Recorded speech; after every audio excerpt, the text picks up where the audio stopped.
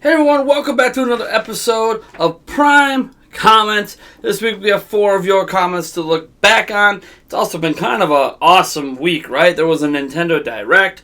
I know some people have some bad opinions on what I felt coming out of that Direct. However, I'm always happy when we're coming off a Nintendo Direct week. Seriously, I would rather have a Nintendo Direct, even if it's a crappy one, and I'm not saying this was one, but even if it was, I'd rather have one than not, because it gives us a lot to talk about. And while a lot of our thoughts on the Direct are coming up in an episode of the podcast, which, by the way, the full audio version is available right now on patreon.com/Nintendo Prime if you are a $5 Patreon backer or up, but the full video version will be launching tomorrow for you guys as well on YouTube.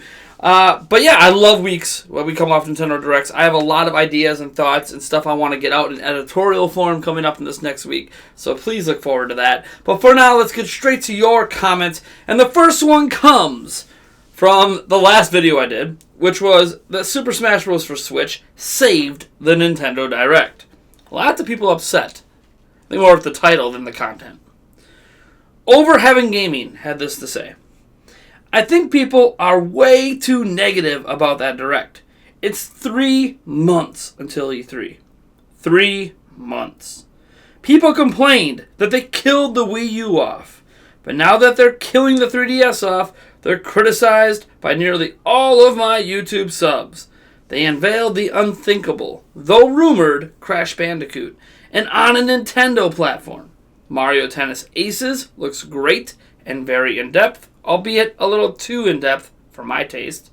We got release dates for just about every upcoming game, and they're all within spring and summer, including one of the most likely JRPGs of 2018, Octopath Traveler. A new expansion for a game that is critically successful and has been supported with free updates, maps, and gear for a full year, Splatoon 2.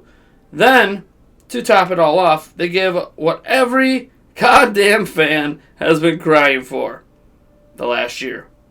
The Smash reveal was glorious and every inch of my skin tingling. This sets up 2018 to potentially release a new Fire Emblem, Smash, and Pokemon game all in 1 year.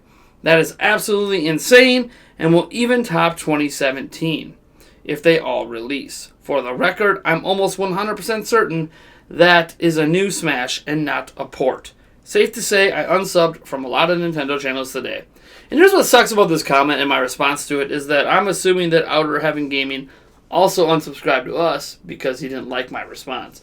So, let me just address a few things. I really enjoyed that Nintendo Direct. I really enjoyed that Nintendo Direct.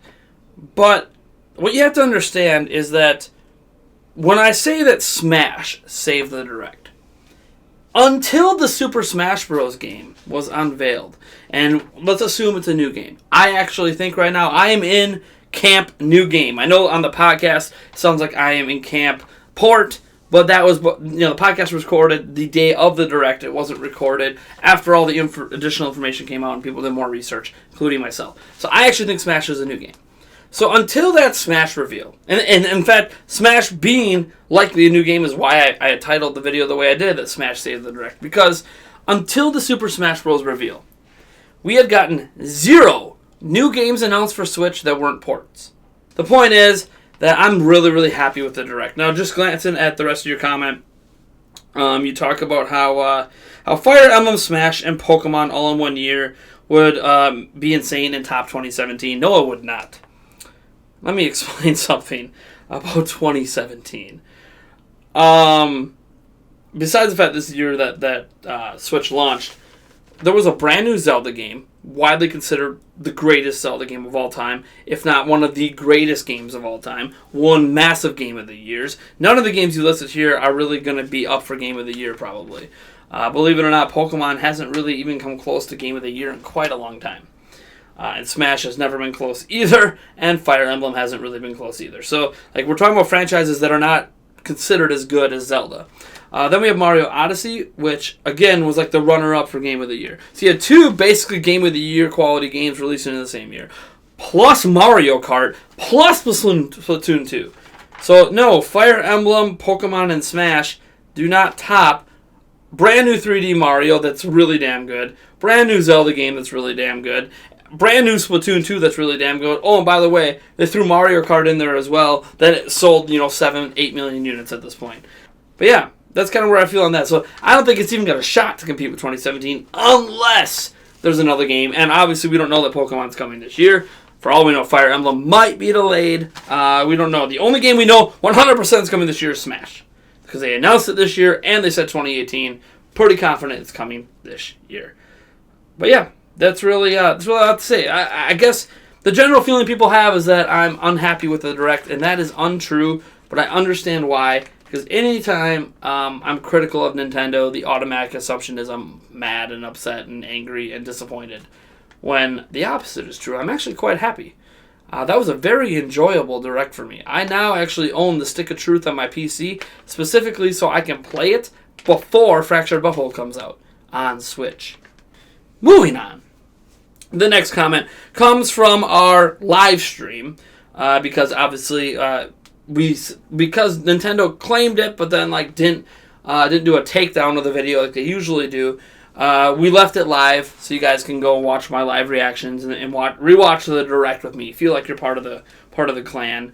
And Kenji Misaki said, "You're the first person I've seen react to the last Splatoon bit by instantly saying it's Smash. Damn, Nate, you know your stuff." I know my stuff in a lot of things, but not everything. I won't consider myself the ultimate Nintendo expert. But the moment that the Inklings came on screen, I knew it was Smash. Just knew it. It wasn't even one of those I'm guessing. They just announced massive DLC for Splatoon 2. So the OG Inklings wasn't going to be another announcement, a port of Splatoon, as an example. Some people might assume maybe it's a port of Splatoon. Maybe it's another DLC pack coming down the line that's including content from the original Splatoon.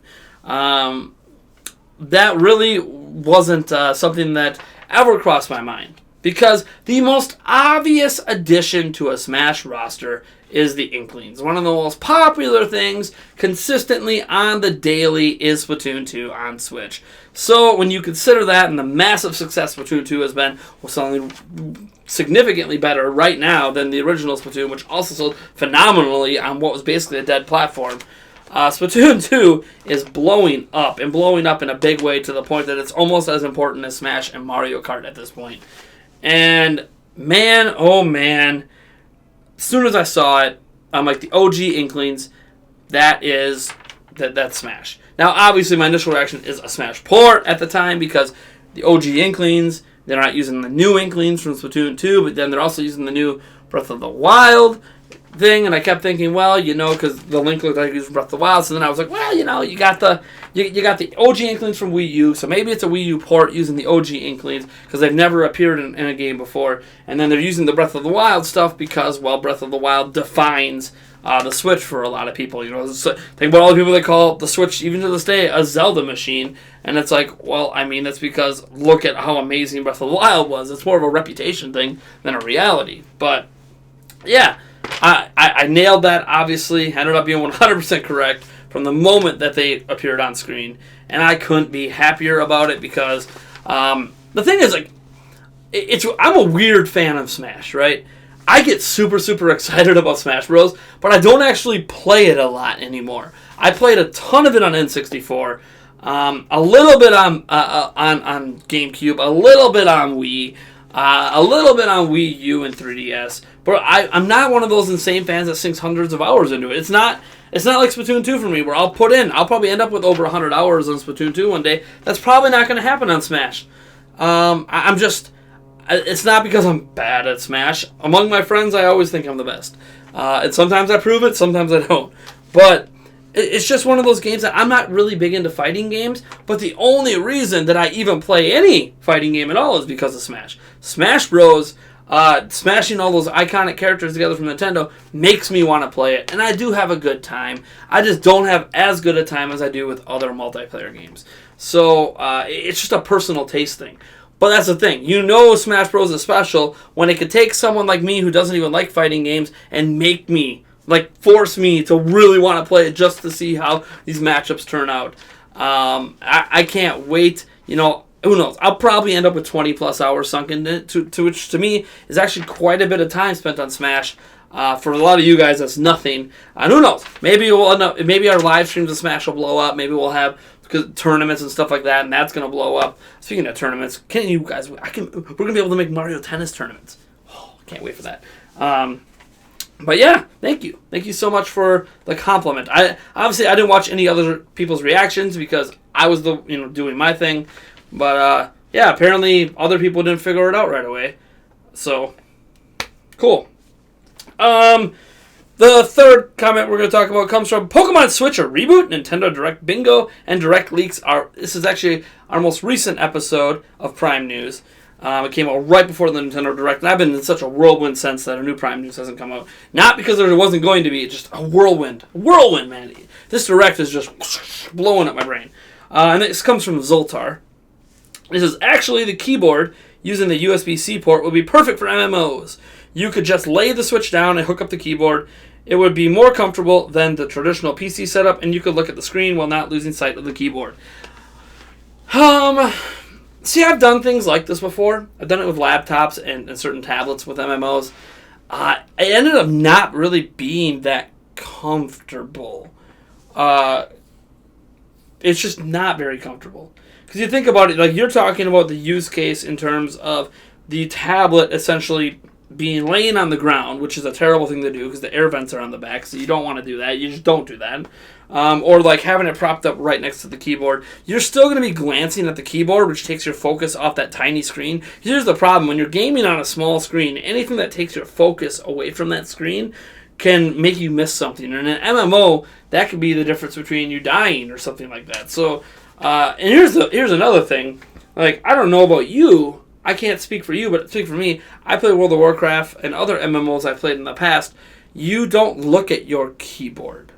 You memorize things. You have things mapped to your mouse. You have things mapped to your keyboard. When you play an MMO on a controller, you have things mapped to the buttons. You're not looking at your controller. You're not really looking at your keyboard. You memorize things. The only time I glanced at my keyboard was when I'm like, oh, where's that one button that I never ever hit to open up my quest log or something. And that's not really a big deal if I'd still have to do that even if the Switch is propped up right next to the keyboard. I'd still have to look down at the keyboard and try to figure it out. But what I do like the idea of MMOs on Switch with the use of a keyboard and maybe a mouse as well if it supports that, because I would love to have mouse and keyboard support. Not necessarily for all games because I don't want to create a competitive disadvantage. But if we're talking about MMOs, especially MMOs that are PvE style, where it's just you and friends getting together to face off in like dungeons or whatever, that kind of stuff, go right ahead. Who cares if I have an advantage because it's not a PvP situation. But yeah, I'm all for that. I hope that they find some unique uses for it. Personally, obviously, as I mentioned in that video, the USB keyboard support to me excites me more so for browsing. So when I plug my Switch on my TV, right now it's kind of a pain to browse the internet on your TV, even when you're using your phone to try to do it. Because if I'm already using my phone, I'd rather just look at my thing on my phone rather than trying to put it up on a TV. So even with all the smart TV and all the technology in the world, nothing makes web browsing better than an actual keyboard. So being able to use it, hopefully wirelessly, with a dongle even, would be great just for web browsing. If they ever release a web browser, which, by the way, we don't know if they're going to, but I'm assuming they will someday, that I can also then use on my TV, because it would be great. It would be great. Imagine if I could use stuff on my Switch web browsing in the background of videos. I think it would be really cool. Moving on, the last comment, and this is a long, beefy comment. This comes from the earliest gaming memories, Switch 2018 lineup, and thoughts on rumors. Our most recent episode of the Nintendo Prime podcast that was released on YouTube on last Monday, comes from Gazenja Fox. They say, my first gaming memory was getting crushed at Combat 2600 by a family friend while visiting with my mother. We usually went over for a board game session once a week with them, specifically Biplane Game with the Clouds. First game I remember getting properly into that really put me onto video games is a primary entertainment medium rather than something I occasionally do, probably Flimbo's Quest for the C64. But if it wasn't then, perhaps Treasure Island Dizzy for the C64, or maybe the original Sonic for Mega Drive. As for my thoughts on rumors, I enjoy speculation, but I very firmly keep expectations in check. Though as much as we get more excited by a new Zelda, Animal Crossing would be a better announcement for Nintendo. It, Pokemon, and Mario are the three franchises that are incredibly capable of selling more than 10 million units reliably, with Smash managing it once. And while my expectations for the Direct Mini were higher than they went out the window as soon as I saw the words Direct Mini, and Nintendo emphasized first 6 months. In that context, they were about matched my expectations for the Direct, albeit in a vastly different direction. And I may have subbed for news content, namely your periodic news and editorial videos. That was way before Prime News. I don't want you to stick to just news. Do new shows and new formats. You might wind up drifting at some point sufficiently far from why I subscribe to you that I unsubscribe. But I doubt that'll happen while you still have the podcast, especially with Prime News, which is the sort of content I've subscribed to other channels before now. But I don't want you to risk getting stuck in a rut. So I kind of want to address the last paragraph because the first one's great. By the way, I loved reading some of your guys' stories about how you got into gaming. Very, very touching stuff. That's our childhood, that's our memories, or that's our early adulthood, or even late adulthood for some people when they finally tried gaming with the Wii and stuff like that. So very touching stuff. And obviously, you were giving your comments before the current Nintendo Direct, and I agree that Animal Crossing is a massive game that always sells, or seems to always sell seemingly well. But we got to talk about this last comment because you said. You were talking about what we do here at Nintendo Prime, basically, and saying that you feel like I should always be looking to do new shows and branch out. Obviously, if a show fails and you move on to the next one, whatever the case may be, there's two things that are probably going to always keep going at this channel no matter what happens. Our podcast, it's always going to be around. I want the podcast to really be the center of what we do. We do everything else, but it's all built around that central podcast. Even if we launch a second podcast someday, which is something I'm researching into, that even if that podcast becomes more popular, because the second podcast I'm looking into a more public live event thing, similar to a little bit like what you see Spawnwave Live do, or Spawncast Live. So even if that becomes more popular, I don't care. The Nintendo Prime podcast is what everything is built around. And I want it to always be that way because I truly feel the bread and butter of this channel is conversation driving and having those conversations ourselves. And the podcast is the best format we have for having gaming conversations. So, yeah, I'm always going to keep that going, and I'm really glad you enjoy it. And obviously you said that you subscribed here for like our news and the little editorial pieces I did. Probably things like, the What If series. I haven't done a What If video in a while, which is strange because they actually perform pretty well. I just have to do some more brainstorming for some more What If scenarios. The What If scenario series is always fun too because like it's completely made up. You don't really have to do a lot of research into it, right? It's more so the only research that really needs to be done is obviously what actually happened versus what you think might have happened if something changed. So you have to know what actually happened, obviously. So you might have to do some research for that. I had to do that for the why or what if Wii U, was the Wii HD and released in 2010. That was my most popular one, I think.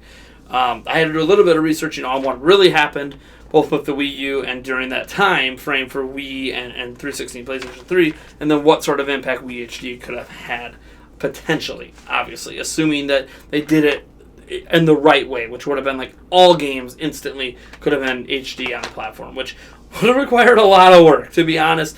It's not something that's just an instant thing usually, but at least Nintendo games and hopefully third parties would have fallen suit. But that's neither here nor there. What we got to talk about here is some of the other stuff, like the Prime News. And I said there's two things that are always going to keep going to this channel. I think I like Prime News enough that even if I fail, which I have failed these first 2 weeks, to get out 5 episodes a week like I want, I think Prime News is staying. I like the format. I like the casual nature about it. I like the 12 to 20 minute rapid fire of several different stories. We usually get an average of 7 stories in there, which is a lot versus when I used to do 10 to 15 minute videos for one. Obviously, what's missing in the 10 to 15 minute videos is, for one topic, is more of my opinions.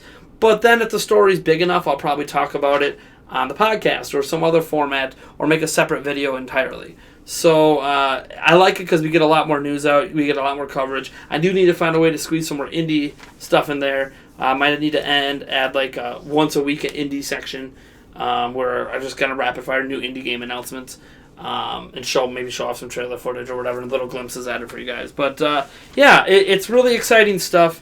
Those are the two things I'm going to say. Now in terms of you talk about I should always I should. You're worried about me getting stuck in a rut. And more of that is getting stuck in a rut obviously means that I feel like all I can do is podcast and Prime News. I can't do anything else. I'm just stuck on that path. No matter how much I enjoy that path, the repetition of a podcast, the repetition of a Prime News can grate. And I've seen this in the past at running Zelda Informer, where the repetition of that daily news grind, which is Prime News is a daily news grind, admittedly, it really can get on you.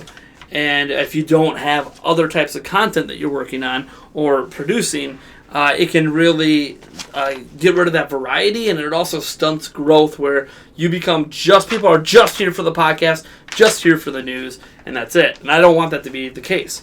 I want to create other content. Now, you mentioned before the editorial content. Here's the thing with the editorials, like the what if videos I used to do, stuff like that, is I'm going to be doing more of those. They just take more time. I actually just had an editorial video come out a couple weeks ago, but I used to release them more frequently. It used to be like 2 or 3 a week. They take a lot more time because they are pre-written. They are literally editorials that I write out, and then I kind of edit things a little bit to read better. So when I am reading off of it, it sounds more like a script, more like a video than just like me reading off a website or something and throwing some images up. I want it to sound like it still comes from me. I realize that people can still tell I'm reading, and that's just something I'm going to have to work on over time, but people really enjoy that stuff. And because it's well articulated, because there's not a lot of ums and a lot of me thinking off the top of my head, like, no, I have it all right in front of me. All my thoughts are down, all of my research is done, and it just flows. So there's going to be more of that in the future, but again, those are more time-consuming. They're arguably my most successful videos, besides a couple episodes of the podcast and some news that blows up because of the type of news it is. If a new Pokemon game gets announced and we get a Prime News segment out like within an hour after it's announced, that video is probably going to blow up because of that. But yeah, and I might start adding some Prime News minis in there. That might be what I call individual videos where I just want to rush a story. Like if I know I already did a Prime News video for Monday, and then Pokemon gets announced at noon. Well, I'll probably do a Prime News mini just to get that story out there, and then I'll remind everyone that happened on the next big Prime News. That's actually a good idea, Prime News mini. I can't believe that I didn't think about that till just now. See, you're already inspiring me. And I just wanted to also say I really appreciate people like you, Gazenja Fox. One, because you give useful feedback. You can be critical of my stuff, but you're critical in a way that you're trying to get me to be better at what I do and then expand myself. I love that you're encouraging me to expand what I do. Arguing with myself was obviously a nice foray into that, and I plan to return to that with at least one more attempt. I'm going to make one more attempt at arguing with myself and see if it can kind of catch on, with some more interesting... with some more interesting topic and personality combinations, and kind of see if it really can be something that is worth sinking my time into, even if it's something that takes a lot longer to put together between scripting and various cuts and editing and costume changes, and it's one of my hardest to make videos, so it's never going to be like, oh, I even thought about making it monthly, but I don't know if I can get it out monthly. It's way too much work. But I just want to say thank you, because you're not just critical of what I do, you also give me useful feedback to go with, and you're well articulated, and I don't view you as someone that's like this huge fanboy or incapable of even being critical of Nintendo yourself. It's very rare that we have people like you, and I'm not saying you're the only one. A lot of you guys watching are like this as well, but it's I admit, when you're going through the comments and then you see the top 20 comments, because that's what YouTube first shows you, is whatever they deem to be the top 20 based on likes or views or clicks or whatever the case may be. I don't know how they do it. You see a ton of just, I don't want to say garbage, but a lot of really people attacking me or people saying things that are very fanboy-like. And while I respond to some of those, it's still something that I really appreciate when we have an intelligent conversation. And you always, whether we agree or not, seem to bring some intelligence to the table. I appreciate that, and I appreciate everyone else that does it as well.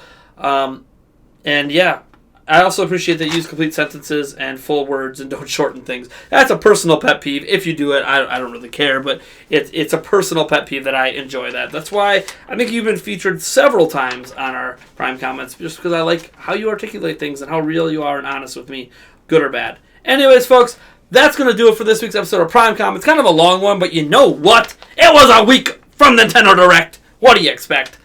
I am Nathaniel Ruffajans from Nintendo Prime, and if you like this video, you know what to do, and if you dislike the video, hit that dislike button, subscribe for more content just like this, and you know what, folks, I will see you again tomorrow with a full video version of the Nintendo Prime podcast. By the way, it's 3 hours long! Woo!